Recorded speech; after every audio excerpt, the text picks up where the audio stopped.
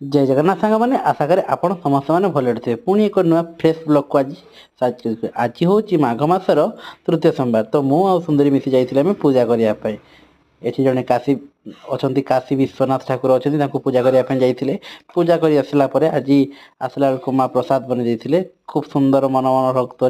आज प्रसाद सेवन कलु बहुत सारा आइटम होता नड़ी होता खीरी होता खिचुड़ी होता बैगण भजा होता घाट होता खीरीटा मु बनई केमती जना पड़ू खीरी की पायस मुझे जापारे खाइला जना पड़ो केमती ये गाजर मैंने पूरा चाही रही पेटे बाड़े सारापर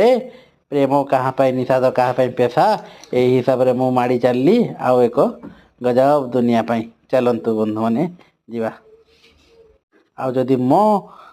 ब्लॉग टी आपन को भल लगुथ तो दया करी लाइक शेयर और सब्सक्राइब प्लीज करते प्लीज सब्सक्राइब कर दियो।